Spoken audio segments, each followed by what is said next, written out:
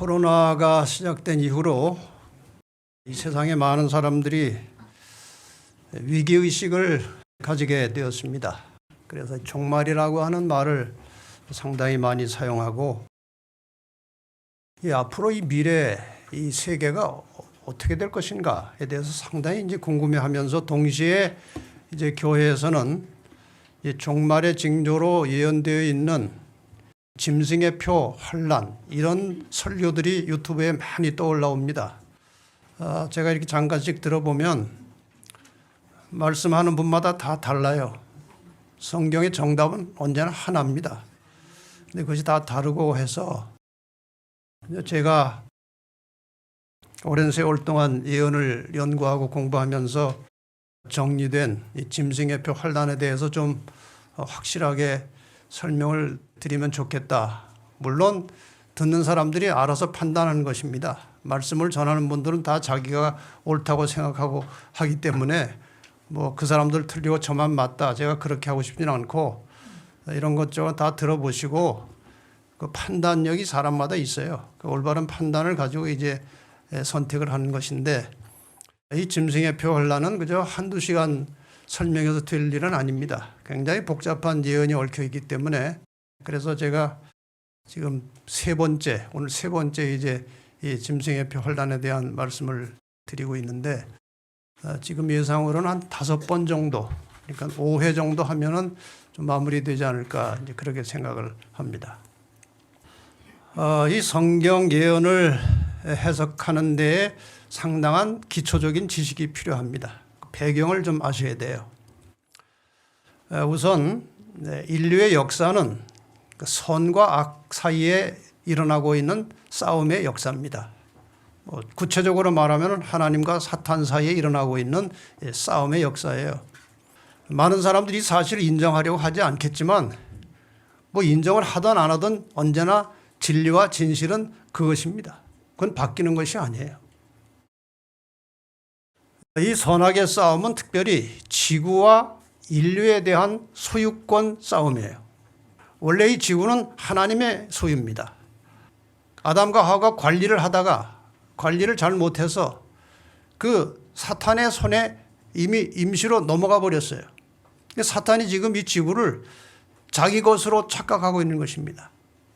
이 말씀을 보세요. 마태복음 4장 8절과 9절에 보면 예수님께서 시험 받으실 때의 장면입니다. 세 번째 시험에서 마귀가 또 예수를 데리고 지극히 높은 산으로 가서 천하 만국과 그 영광을 보여 가로되 만일 내게, 그러니까 예수님한테 하는 말이에요. 네가 내게 엎드려 경배하면 이 모든 것을 내게 주리라. 이상한 말 아닙니까? 하나님의 것인데 마귀가 예수님한테 나한테 경배하면 너 이거 찾으러 왔지? 내가 그냥 넘겨줄게. 이렇게 얘기한 거예요. 예수님은 거기에 대해서 반박하지 않으셨습니다. 왜? 지금 임시로 누가 이 지구를 다스리고 있어요? 마귀가 다스리고 있어요. 그래서 예수님께서 그냥 경배 문제에 대해서만 말씀하십니다. 하나님만 경배하라. 그리고 이제 시험은 끝났어요. 그 다음에 유다서 1장 9절에 보면 여러분이 잘 눈여겨보지 않았던 성경절이 하나 있습니다. 천사장 미가엘이 모세의 시체에 대하여 마귀와 다투어 변론할 때에 감히 회방하는 판결을 쓰지 못하고 다만 말하되 주께서 너를 꾸짖으시기를 원하노라 하였거늘. 모세가 가나안 땅에 들어가지 못하고 죽어서 산에 묻혔습니다. 하늘에서 미가엘이 내려와서 이 모세를 부활시켜서 데리고 가려고 하는데 이 마귀가 자기 거라고 가만두라는 것입니다. 그래서 지금 싸우는 과정이에요. 그러니까 이 지구에 대한 소유권 싸움임과 동시에 한 개인에 대한 소유권 싸움이에요. 하나님께서 우리를 찾아내시려고 하고 사탄은 안 놓으려고 하는 것입니다. 그래서 이 지구상에 거하는 모든 인류 한 사람 한 사람 개인에 대한 소유권 전쟁입니다. 그래서 여러분의 그 개인의 선택에 의해서 마귀에게 속해서 결국은 영원히 멸망하든지 하나님께 소속돼서 영원히 살든지 둘 중에 하나가 여러분의 선택에 의해서 결정되는 것입니다.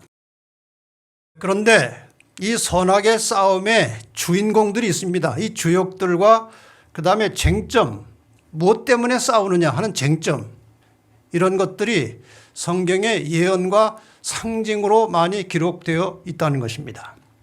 그런데 이 선에 대한 예언이나 상징은 단순합니다. 때로는 예언적으로 실명이 등장하기도 합니다.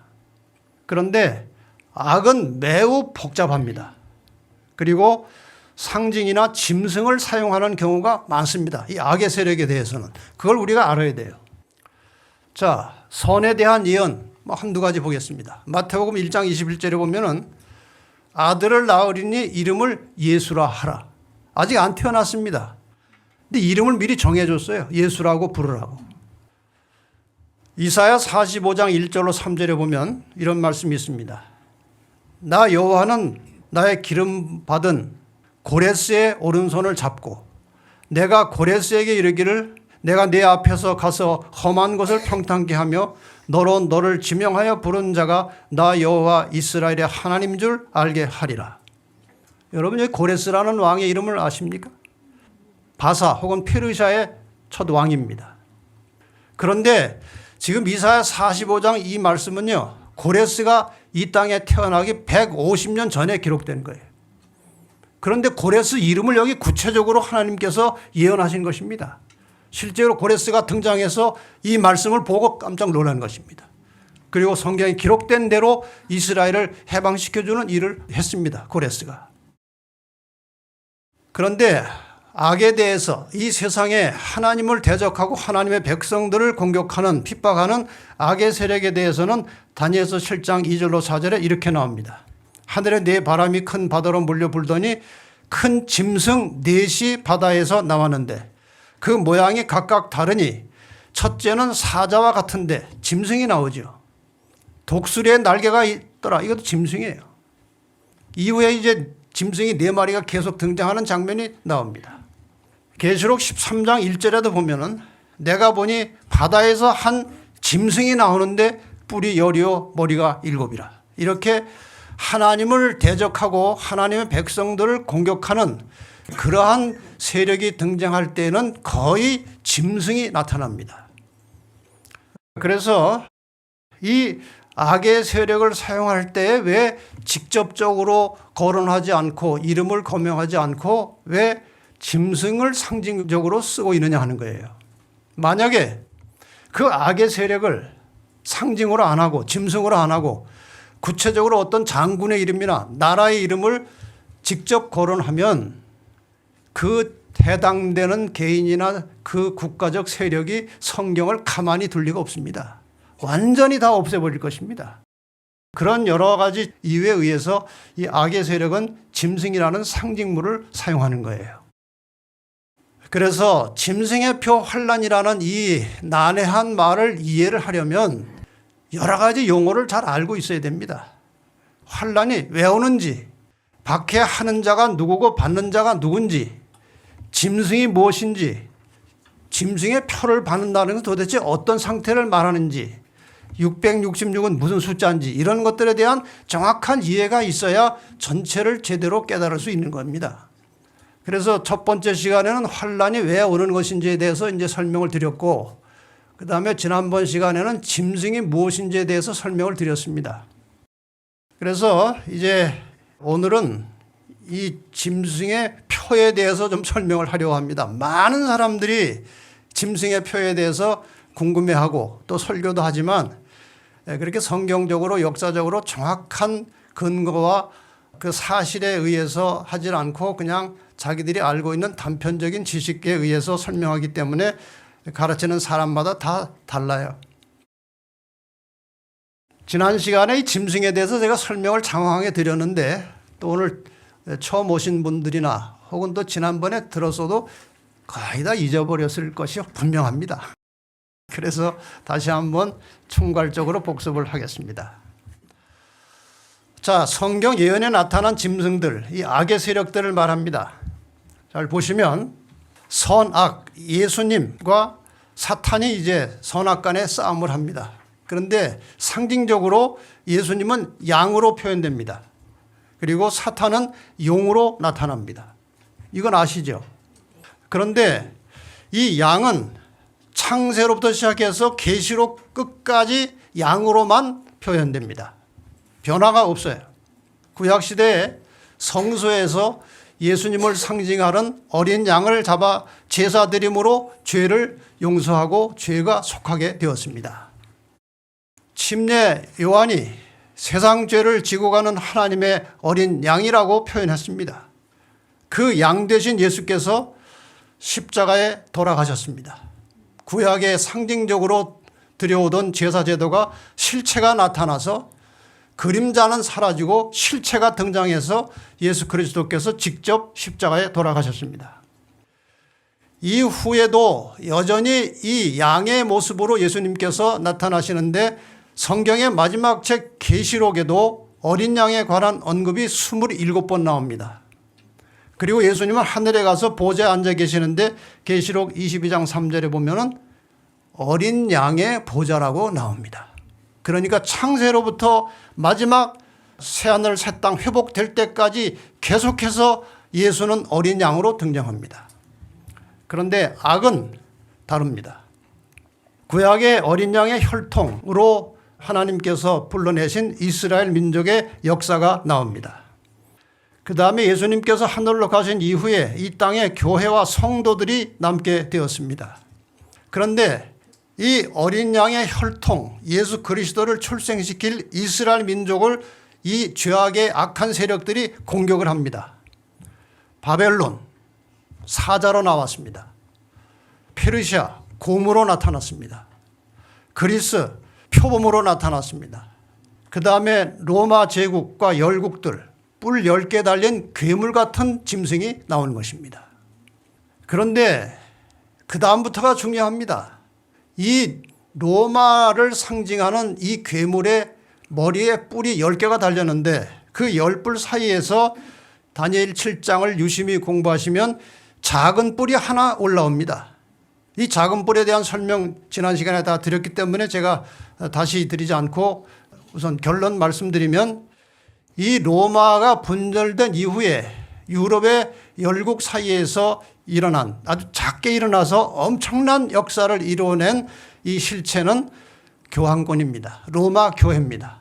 이거는 부인할 수 없는 역사적 사실이고 작은 뿔을 다른 어떠한 지상의 세력에 갖다가 적용해도 그건 틀립니다. 빗나가게 돼 있어요. 이런 교황권의 세력이 하나님의 백성들과 교회를 핍박하다가 공식적으로 1798년 교황 비오 6세가 프랑스에 잡혀감으로 일단 그 권세가 끝났습니다. 역사적으로.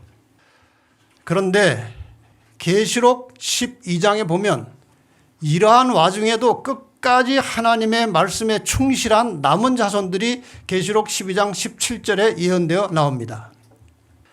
12장 17절에 예언되어 나온 남은 자손을 누가 또다시 공격할 것이냐에 대해서 계시록 13장에 그 공격할 세력들이 나오는데 역시 짐승이 2마리가 나옵니다. 하나는 복잡하게 생긴 저 짐승은요, 다니엘 7장에 나온 4마리 짐승을 합쳐놓은 짐승이에요. 뿔 10개 달렸죠. 사자 입이죠. 표범처럼 생겼죠. 곰의 발입니다. 이게 거의 계시록에 그대로 묘사돼서 나옵니다. 자, 지난 시간에 설명 다 드렸습니다. 또 하나 짐승이 나오는데 그것은 새끼양같이 생긴 짐승이에요. 해석해 본 결과 이 앞에 나온 이 무시무시한 웅장한 짐승은 교황권입니다. 다시 살아난 것입니다. 1929년 라테란 조약에 의해서 바티칸이 다시 주권 국가로 독립을 하게 되고 교황권은 되살아나서 지금 온 세계를 지배하다시피 그렇게 영향력을 미치고 있습니다. 그런데 그것을 도와서 옆에서 협력할 엄청난 무력의 힘을 가진 나라가 등장하는데 새끼양 같은 짐승이에요. 근데 용처럼 말하더라 그랬어요. 이상하지 않습니까? 생긴 것은 새끼양처럼 생겼는데 용처럼 말한다.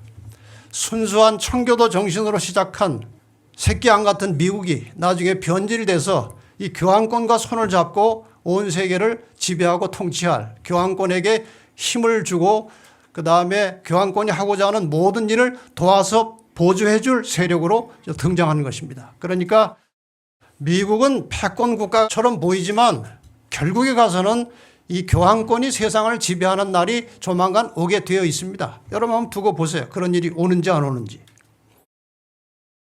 자, 그러면은 선악의 마지막 싸움에서 악이 공격할 대상이 누구냐 하는 거예요. 이미 여러분 공부를 다 하셨습니다. 계시록 12장 11절에 이 말씀이 나오죠.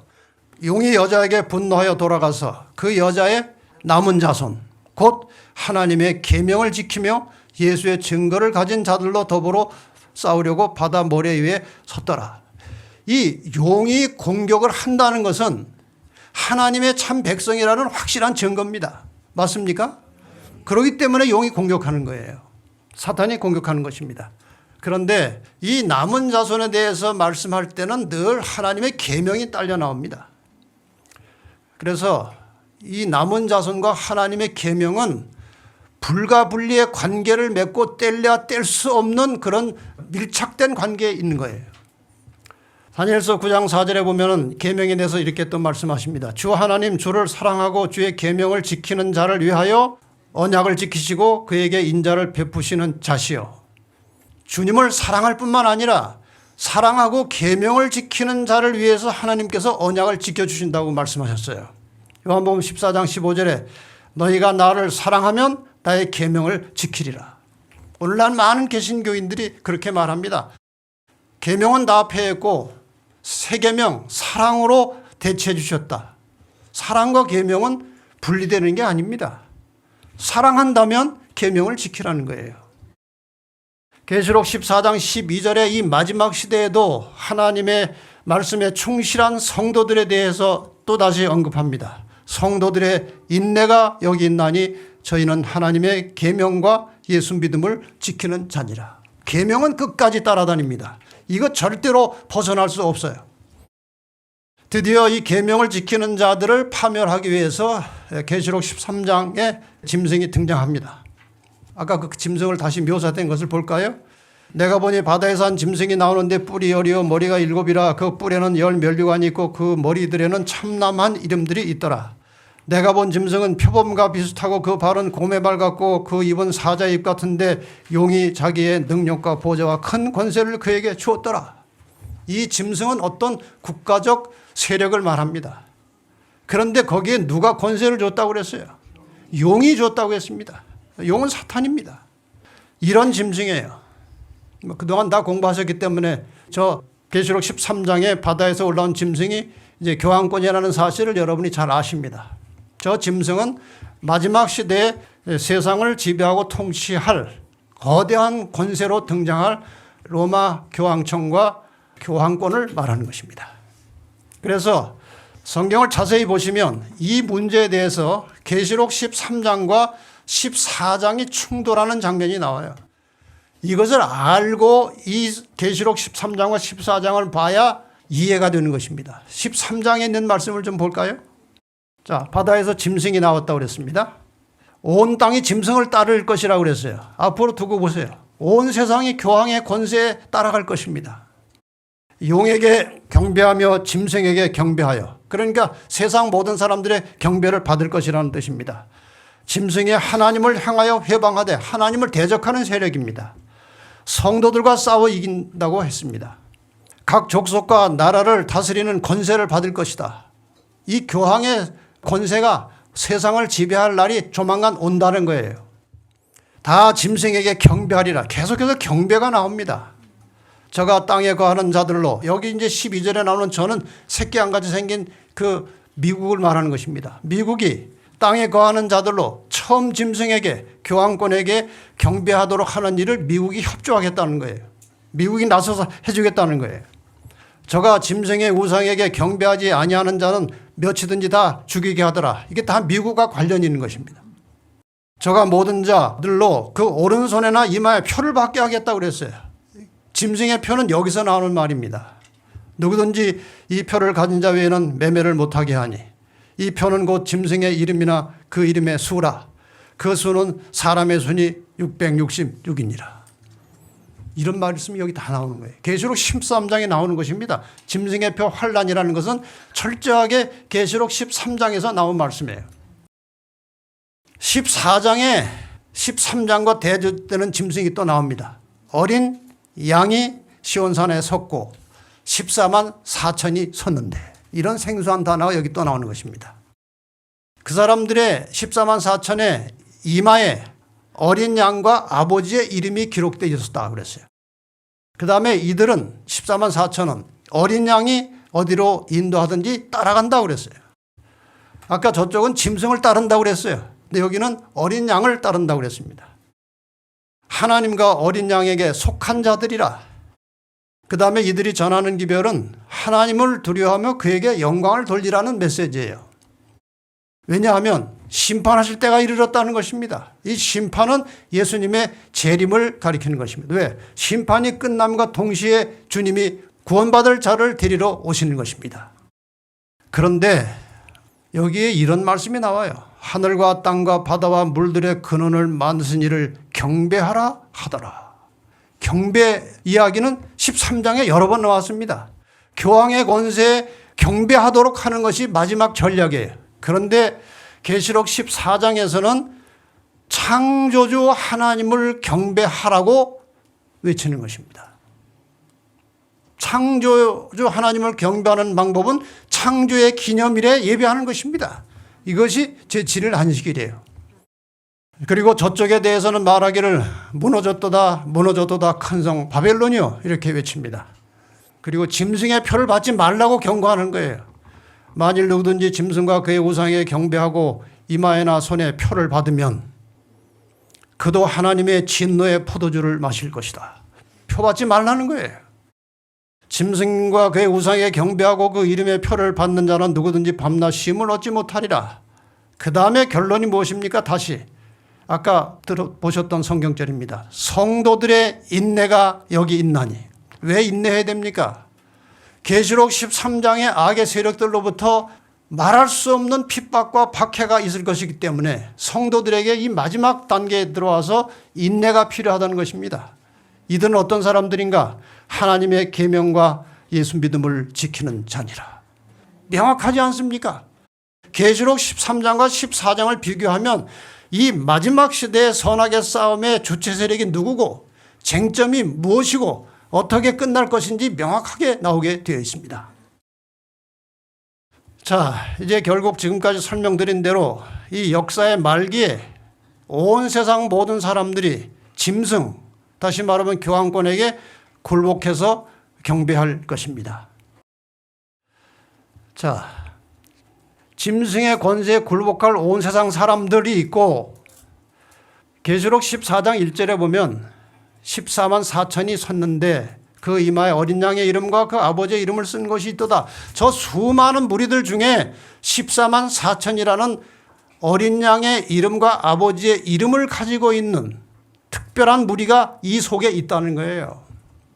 여러분과 제가 저 많은 사람들 속에 포함되지 말고 14만 4천에 속하게 되기를 바랍니다. 이게 굉장히 중요한 마지막 시대의 우리의 선택입니다. 이건 아주 중요한 거예요. 그 다음에 계시록 7장 3절과 4절에 이렇게 나옵니다. 우리가 우리 하나님의 종들의 이마에 인치기까지 땅이나 바다나 나무나 해하지 말라 하더라. 내가 입맞은 자의 수를 들으니 이스라엘 자손의 각 지파 중에서 입맞은 자들이 14만 4천이다. 이게 아주 난해한 것입니다. 그런데 잘 보면 얼마든지 이해할 수 있는 것입니다. 아까 계시록 13장에서는 짐승의 표를 받으라고 그랬어요. 그런데 여기 14만 4천은 하나님의 인을 받으라는 것입니다. 인 받은 자들이 수가 12지파에서 각각 12,000명씩 나와서 14만 4천이 됐다는 것인데 이것을 잠깐 설명을 드려야 될 것 같습니다. 그래서 14만 4천인과 하나님의 인이 무엇인지에 대해서 잠시 공부를 하겠습니다. 다시 성경절 보겠습니다. 내가 입맞은 자의 수를 들으니 이스라엘 자손의 각 지파 중에서 입맞은 자들이 14만 4천이라 하면서 숫자가 아주 구체적으로 열거되어 나옵니다. 유다 지파에서 12,000, 르우반 지파에서 12,000 이렇게 해서 레위 지파에 12,000 해서 12지파에서 12,000명씩 나오기 때문에 14만 4천이 되는 것입니다. 자, 저것이 상징수냐 실제 수냐 이것이 많은 사람들이 궁금해하는 겁니다. 그런데 요한계시록을 기록할 당시에 이스라엘은 이미 그 역사가 끝난 뒤입니다. 요한이 이 계시록을 기록할 당시에 연대는 97년, 8년, 거의 100년경이고 유다 나라는 서기 70년에 완전히 끝났습니다. 그리고 복음이 이방으로 전파되어 나가면서 이스라엘의 의미는 끝났습니다. 그래서 이스라엘의 의미는 이미 끝난 상태이기 때문에 지금 계시록에 나오는 이 지파와 수는 상징일 수밖에 없습니다. 자, 여기 이제 우리는 교단적으로 이것을 이미 다 정리를 이렇게 했습니다. 12는 12지파에 기초한 고대 이스라엘의 수이다. 그것은 또한 12사도들 위해 세워진 교회의 수이다. 따라서 14만 4천이라는 수는 그 수가 구성하고 있는 완전성에 비추어서 하나님의 교회의 연합과 완전성 그리고 완성을 상징하는 것으로 이해되어야 한다. 만약에 이것이 실제 수라면 하나님께서 마지막 때 구원받을 사람들을 숫자로 정해놓으신 것입니다. 그 외에는 아무리 더 와도 소용이 없다는 것인데 그건 하나님의 뜻과 섭리가 아니에요. 그래서 14만 4천은 상징수인데 어떤 의미의 상징수인가? 14만 4천을 인수분해하면 12 곱하기 12 곱하기 1000입니다. 12라고 하는 숫자는 상징적으로 조직수입니다. 이스라엘 12지파, 12사도, 하늘의 12진주, 문 이런 것들이 다 조직수입니다. 그래서 1000이라고 하는 것은 충만할 때 쓰는 숫자입니다. 성경에서 상징으로 쓰일 때. 하늘의 천사가 천천히여 만만이다. 하늘에서는 천날이 하루 같다. 그 1000이라는 것은 많은 수가 충만할 때 사용하는 숫자입니다. 1000은. 그래서 이것을 상징적으로 풀면 조직수 곱하기 조직수 곱하기 충만수예요. 다시 말하면 14만 4천이라는 숫자는 이 마지막 시대의 악의 세력을 대항해서 싸울 하나님의 군사들이 철저하게 조직되어 있을 것이고 그 수는 충만하다는 것입니다. 수가 많고 적은 것이 문제가 아니고 그들이 하나님의 능력을 의지할 때 그 충만한 것입니다. 더 이상 없는 것입니다. 이렇게 해서 14만 4천이라는 숫자는 우리가 상징으로 볼 수 있습니다. 그런데 14만 4천은 어떤 사람들이냐 하는 거예요. 전체적으로 좀 조명을 성경 전체를 비춰서 보면은 14만 4천은 구원이 확정되어서 하나님의 인을 받은 자들이다. 1차적으로 이런 의미가 있고 그 다음에 이 마지막 시대에 하나님을 대적하고 하나님의 백성들을 박해할 짐승의 권세를 대적해서 싸울 군사들입니다. 세 번째, 그들은 목숨을 걸고 하나님께 충성하는 종들입니다. 네 번째, 그들은 하나님께서 세상에 전하시고자 하시는 이 진리에 대한 마지막 증인들입니다. 그리고 그들이 그 하나님의 증거의 말씀을 가지고 온 세상을 향해서 마지막 경고의 기별을 외칠 것입니다. 그 내용이 바로 계시록 14장의 세 천사의 기별을 전하는 것입니다. 그런데 참 놀랍고도 이상한 사실 하나가 있습니다. 계시록 14장에 천사 셋이 등장합니다. 그들이 각각 메시지를 강력하게 전하고 있어요. 그런데 참 이상하고도 놀랍게도 오늘날 어떤 교회에서도 계시록 14장에 세 천사에 대해서 언급하는 교회가 없는 것입니다. 이상하지 않습니까? 이건 굉장히 중요한 메시지예요. 14장은 마지막 시대. 그런데 아무도 얘기하지 않아요. 거의 얘기하지 않습니다. 특별히 그들은 마지막 선악의 싸움을 싸우고 승리를 거둔 후에 물론 순교당할 사람도 있겠지만 대체로 이 14만 4천 특별한 하나님의 마지막 증인들은 살아서 예수의 재림을 맞이하게 될 사람들입니다. 그래서 상당히 힘들고 어려운 시기가 지나가겠지만 옛날 종교 암흑시대처럼 그렇게 수많은 사람들이 순교당하는 것하고는 좀 다른 것입니다. 그걸 잘 이해해 주시길 바랍니다. 그런데 이 14만 4천이 하나님의 인을 맞은 자들이라고 그랬어요. 그래서 하나님의 인이 무엇인지 여기에 대조되는 말이 짐승의 표입니다. 이 두 가지를 우리가 제대로 알고 있어야 돼요. 그러니까 짐승의 표가 무엇인지를 제대로 알려면 그 상대적인 개념으로 성경에 등장한 하나님의 인이 무엇인지를 제대로 알아야 두 가지가 다 해결되는 것입니다. 자, 하나님의 인에 대해서, 이 인이라는 것은 도장이라는 뜻입니다. 사인이라는 것입니다. 에스겔 20장 12절에 아주 단순하고 명확한 단어를 사용합니다. 또 나는 그들을 거룩하게 하는 여호와인 줄 알게 하려 하여 내가 내 안식일을 주어 그들과 나 사이에 표징을 삼았으므라. 명확하지 않습니까? 다른 어떤 해석이 필요치 않아요.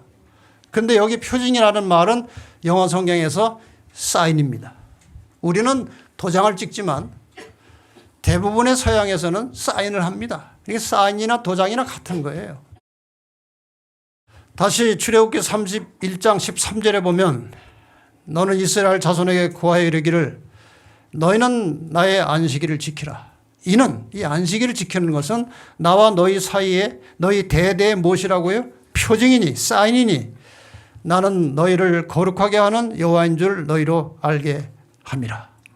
명확합니다. 더 다른 해석이 필요치 않아요. 안식일은 하나님의 사인이라고 그랬어요. 사인은 주인이 있는 것입니다. 이러므로 인자는 안식일에도 주인이니라. 마가복음 2장 28절. 인자는 안식일의 주인이라고 그랬어요. 그 주인의 사인이 안식일이에요. 자, 이 안식일이 포함된 하나님의 계명을 좀 살펴봅시다.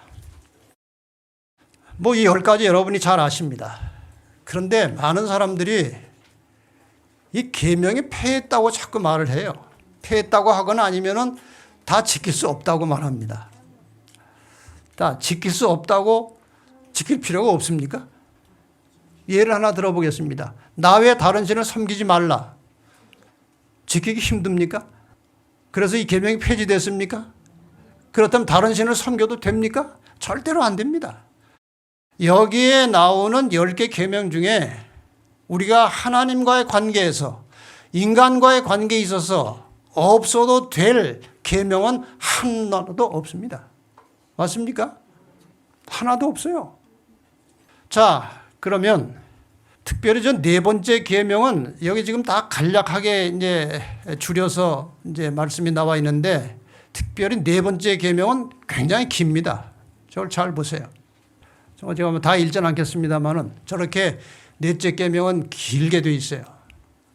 그 넷째 계명이 도장이라고 했느냐? 왜 사인이라고 했느냐? 그것도 하나님의 도장이냐 이것이에요. 이 통치권자의 도장에는 세 가지 요소가 반드시 들어가야 됩니다. 통치자가 통치하는 영토의 범위, 통치자의 직위, 그 다음에 이름이 들어가야 됩니다. 우리나라 대통령, 대한민국 대통령, 아무개가 들어가야 되지 않습니까? 대한민국이라는 영토가 들어갑니다. 그 다음에 직위, 대통령이 들어가요. 그 다음에 이름이 들어가야 그게 통치권자의 도장입니다. 그런데 참 신비하게도요. 다른 어떤 계명에 포함되지 않은 이 세 가지가 넷째 계명 속에 다 들어있어요. 영토, 하늘과 땅과 바다와 그 가운데 모든 것입니다. 직위, 그것을 만드신 분이에요. 창조주입니다. 이름, 여호와 다 들어가 있습니다. 이렇게 해서 넷째 계명은 하나님의 인으로서 도장으로서 전혀 손색이 없고 모든 것을 다 갖추고 있는 계명은 이거밖에 없어요. 그 다음에 옛날에 십계명이 선포될 당시의 문서를 우리가 이제 고고학에서 찾아봤는데 이것은 옛날에 그 종이가 없기 때문에 문자를 찍어서 만든 그런 이제 문서인데 이 왕이 내리는 중대한 문서에는요 그 도장이 가운데 찍혀 있었습니다. 그런데 놀랍게도 십계명의 형식을 보면요 안식일 계명이요 가운데 들어있는 것입니다. 그러니까 내용적인 면에서나 형식적인 면에서 이 안식일이 하나님의 인이고 하나님의 도장이라는 사실은 불변의 원칙이에요. 이런 방법으로도 우리가 한번 생각해 볼 수 있습니다. 안식일 계명 위에 세 계명이 나오고 안식일 계명 밑에 인간과 관련된 6계명이 나옵니다. 저 위에 세 계명은요 다른 잡신들도 요청할 수 있는 항목이에요. 아래 6개는 하나님이 아니고 이 도덕적이고 윤리적인 국가에서도 요청할 수 있는 그런 계명들입니다. 하나님이 아니라도. 그런데 안식일을 기억하여 거룩히 지키라는 계명은 하나님이 아니면 어느 누구도 요청할 수 없는 계명이에요. 왜냐하면 이것은 창조의 기념일이기 때문에 그런 것입니다. 그래서 창조주 하나님만이 이 계명을 요청할 수 있는 것입니다. 그래서 위에 3계명과 아래 6계명을 연결시켜주는 이 안식일 계명 때문에 전체가 하나님의 계명으로서의 권위를 갖는 거예요. 저기서 넷째 계명을 빼버리면요, 나머지는 별거 아닙니다. 여기에 넷째 계명이 위아래를 연결하고 있기 때문에 전체가 하나님의 계명으로서의 권위를 갖는 것입니다. 14만 4천. 이 사람들은 여자로 더불어 더럽히지 아니하고 정절이 있는 자라. 여기 여자는 이 타락한 배도한 교회를 말하는 것입니다. 그럼 타락한 배도한 교회에 속하지 않아야 된다는 거예요.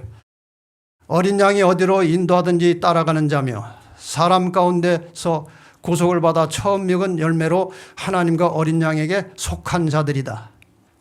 제가 다 일일이 설명할 시간이 없기 때문에 4번째만 간략하게 짚고 넘어가겠습니다. 그 입에 14만 4천들의 입에는 거짓말이 없고 흠이 없는 자들이더라. 우리가 이 죄 중에 종류가 많습니다. 뭐 거짓말, 뭐 사기, 살인, 폭력, 뭐 죄들이 많은데 왜 여기 거짓말이 없다고 했을까요? 여러분 거짓말 안 시켜본 분 계세요? 내가 거짓말 한 번도 안 했다고 말하면 그것이 거짓말이에요. 사람은 다 알게 모르게 뭐 무의식적으로 의식적으로 거짓말을 하고 살아요. 그러나 우리가 얼른 느끼고 죄책감을 가지고 회개하고 깨끗함을 받아야 되는 것도 사실이고요. 그런데 사도 요한이 계시록에서 거짓말이 없다고 했을 때 그 거짓말은 어떤 것인가? 사도 요한이 기록한 요한 1서에 보면 그 거짓말이 뭔지 나옵니다. 2장 4절. 저를 하나님을 아노라 하고 그의 계명을 지키지 아니하는 자는 거짓말하는 자라고 그랬어요. 확실합니까? 그러니까 입에 거짓말이 없다는 말은 계명에 충실한 자들이라 그런 말이에요. 자, 이렇게 해서 이제 14만 4천 하나님의 인에 대해서 이해가 좀 되셨죠? 그럼 이제 짐승의 표는 무엇이고 짐승의 표를 받는다는 것은 무엇인가? 자, 이미 계시록 13장에 등장하는 짐승이 로마 교회 교황권이라는 사실은 뭐 지난 시간에 또 오늘도 여러 가지 증거를 가지고 성경과 예언과 역사를 통해서 확인이 된 사실입니다. 그렇다면 이 짐승의 표는 무엇이고 짐승의 표를 받는다는 것은 무엇이냐? 16절에 이 표에 대해서 이렇게 언급되어 나옵니다. 저가 미국이라는 나라입니다. 새끼양 미국이라는 나라가 모든 자고 작은 자나 큰 자나 부자나 빈궁한 자나 자유한 자나 종들로 그 오른손에나 이마에 표를 받게 하고 이 교황의 권세를 상징하는 그 어떤 표시를 미국이 서둘러서 모든 사람들이 그 표를 받도록 하겠다.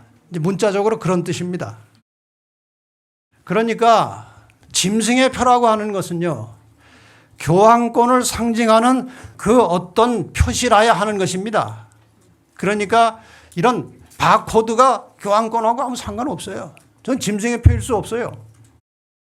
레이저로 뭐 이마에다 뭐를 쏜다, 그거하고 상관없어요. 베리칩이 짐승의 표다? 아닙니다. 뭐 코로나 백신을 맞으면 표 받는 것이다? 아니에요. 이거하고는 상관없어요. 지금까지 공부하신 대로 짐승의 표는 짐승과 관련이 있어야 되는데 그 짐승은 로마 교황권입니다. 거기에 관련된 것이라야 짐승의 표가 된다는 거예요. 그래서 몇 가지 정리하겠습니다. 짐승의 표는 교황권과 직접 관련을 갖는 것이고, 그러므로 666 숫자 자체를 짐승의 표라고 하는 것은 합당치 않습니다. 이 666에 대해서는 제가 다음 시간에 좀 자세하게 설명을 드리겠습니다. 짐승의 표는 교황권의 어떤 권위를 표시하는 것이라 하는 것입니다. 안식일이 하나님의 권위를 표시하는 것이듯이 짐승의 표는 교황권의 어떤 권위를 나타내는 것이라야 맞는 것입니다. 그리고 짐승의 표를 받는 것은 그 권위에 굴복하는 것입니다. 그래서 이 문제를 제대로 이해하려면 인간 역사의 배후를 지배하고 있는 선악의 싸움의 본질을 알아야 됩니다. 그래서 제가 서두에 이 선악의 싸움에 대해서 간단하게 설명을 드린 것입니다. 하나님과 사탄 사이에 벌어지고 있는 이 싸움의 본질은 경배 싸움이에요. 사탄이 아주 시초부터 하늘에서부터 타락한 원인은 자기도 경배를 받고 싶었던 것입니다. 이 땅에서도 여전히 그의 욕망은 똑같은 겁니다. 사탄이 경배를 받고 싶어 하는 것입니다. 그리고 그 경배 싸움의 쟁점은 율법에 대한 것입니다. 율법에 보면 하나님만 경배하게 돼 있어요. 근데 사탄은 자기도 경배받고 싶어요. 그러므로 율법을 사탄이 공격하는 것입니다. 그래서 사탄은 사람이 하나님의 법을 지키는 것은 불가능하기 때문에 폐기해야 된다는 주장을 여러 인간들을 통해서 만들어낸 것입니다. 폐기해야 된다. 율법 폐지됐다. 특별히 사탄이 공격하는 것은 하나님을 경배하는 시간으로 십계명에 명시된 안식일입니다. 이것을 집중 공격해 왔어요. 많은 사람들이 요즘에 일요일에 왜 예배를 드리기 시작했는지 기원을 전혀 모르고 그냥 예수님이 그날 부활하셨기 때문에 그날 우리가 기념해서 예배 드린다. 너무나 막연한 생각입니다. 예수님은 단 한 번도 부활을 기념해서 예배 지키라는 말씀 안 하셨고, 사도행전에도 예수님 부활하신 후에 안식일 없어졌고 주일에 첫날 예배 드린다. 그런 근거 1도 없습니다.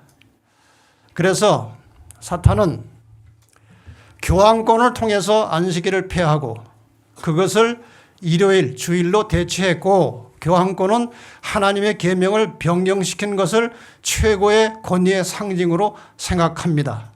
어떻게 하나님의 계명을 변경하는지 구체적으로 이제 보여드리겠습니다. 교황은 때를 변개하고 법을 폐기하고 모든 것을, 심지어는 그리스도의 교훈까지도 삭제할 권세가 있다. 이런 말을 종교 암흑시대 동안에 한 것입니다. 결국 어떤 내용이 결과적으로 나왔느냐? 분명히 하나님의 십계명이 안식일을 지키라고 되어 있습니다. 그런데 천주교의 십계명에는 세 번째 계명으로 옮겨서 주일을 지키라고 했습니다.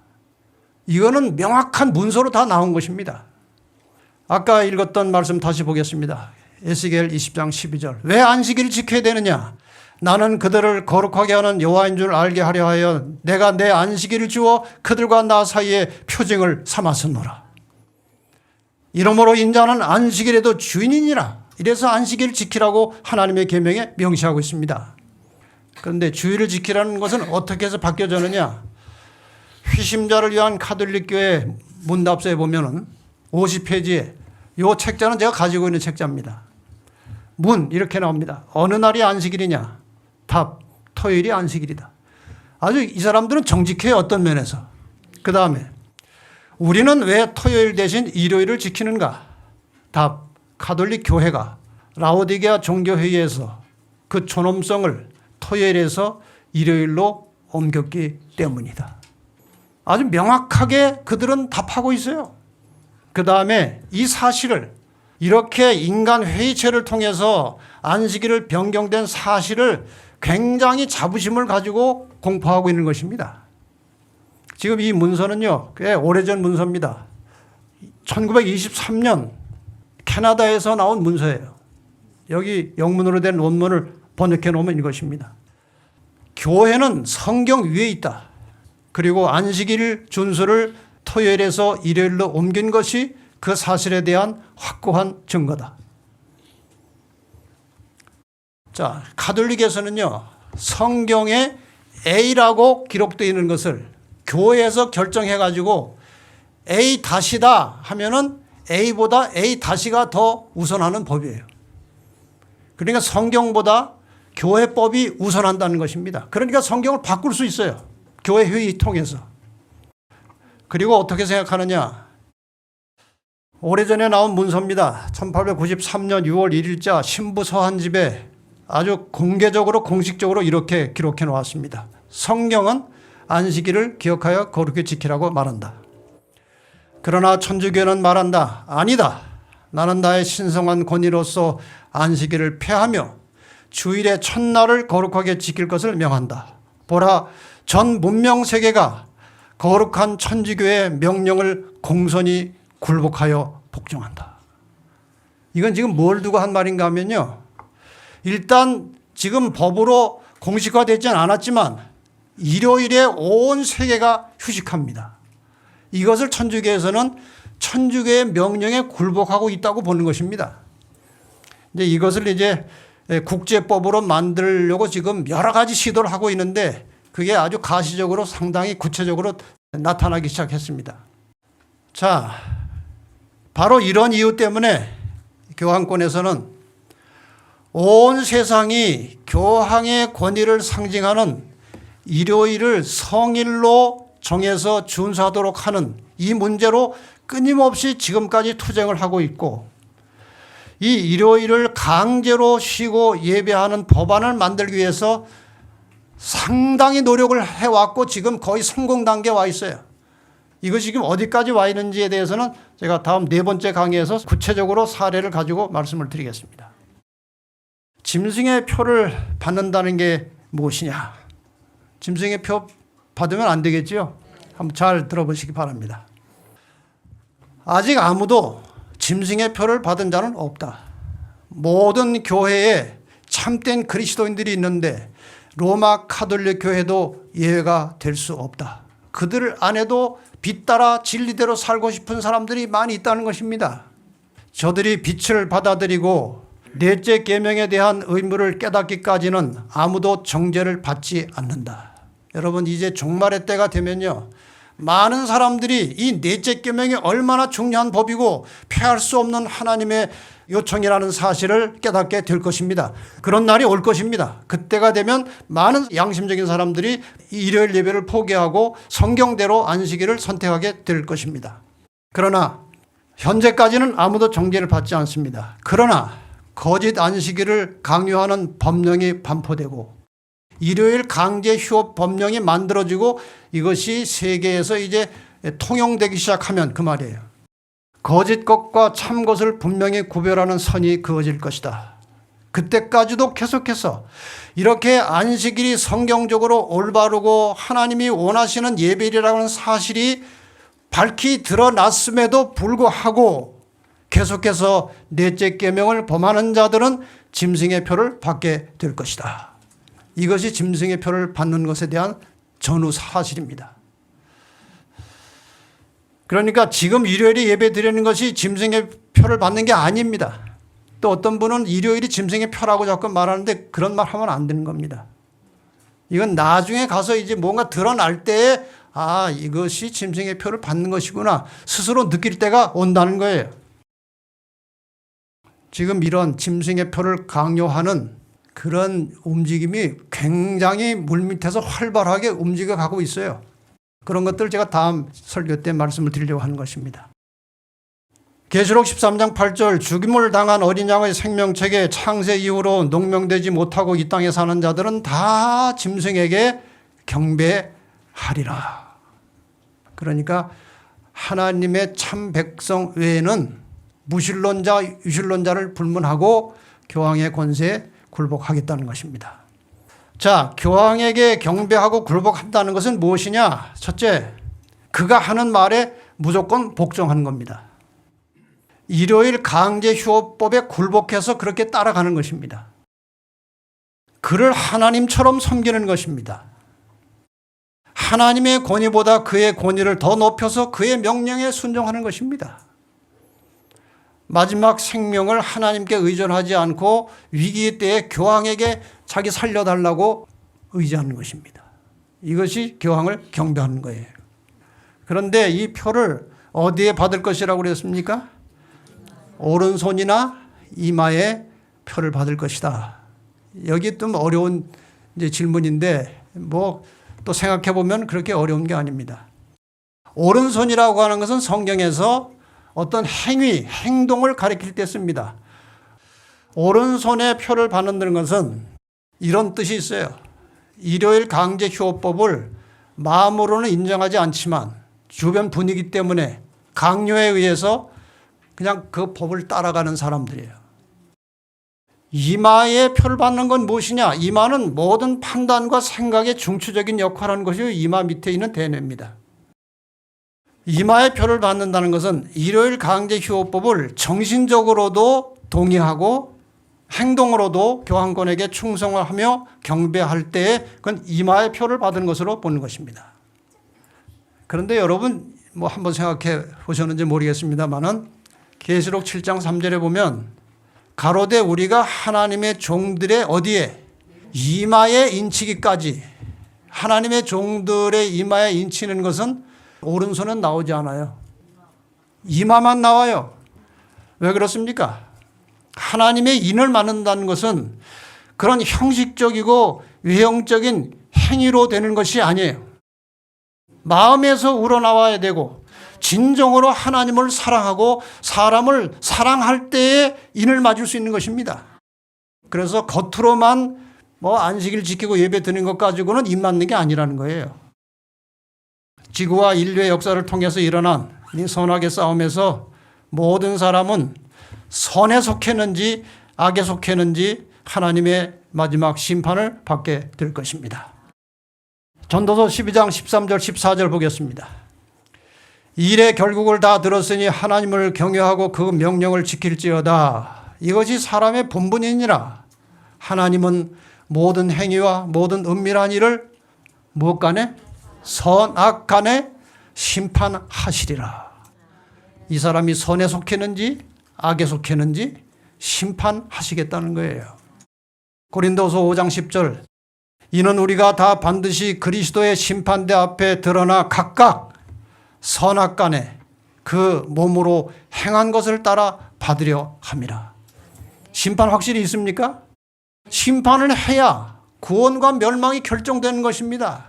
그런데 심판이 없다고 하는 사람들은 무슨 생각을 가지고 그런 말을 하는지 모르겠어요. 심판을 해야 구원할 사람 구원하고 멸망받을 사람 멸망하는 거 아닙니까? 자, 심판에 항상 기준이 있습니다. 계명입니다. 이게 기준이에요. 자, 계명을 다시 봅시다. 하나님의 10계명, 천주교의 10계명, 두 계명이 있습니다. 놀랍게도 하나님을 섬기는 일에 있어서 계명이 두 개가 존재한다는 거예요. 이 지구상에. 하나님의 10계명은 어린 양의 생명책에 농명된 자들이 지키는 법입니다. 이 법은 영원한 것입니다. 그리고 안식일을 지키라고 명시하고 있습니다. 천주교 10계명은 짐승을 숭배하는 자들이 지키는 법입니다. 마지막에. 그리고 이것은 일시적입니다. 마지막 때에 이 법을 가지고 싸울 것입니다. 일시적이에요. 그래서 이 마지막 시대에 짐승을 숭배하는 자들이 지키는 법에 의해서 일시적으로 재판하는 일이 있을 것입니다. 하나님의 심판은 이미 시작됐습니다. 이 심판이 진행되고 있는 동안에 그 심판이 아직 끝나기 전에 인간이 만든 법에 의한 재판이 먼저 있을 것을 예고하는 것입니다. 그 인간이 만든 계명에 의해서 재판을 할 때에 이 말이 조금 까다로우니까 잘 들어보세요.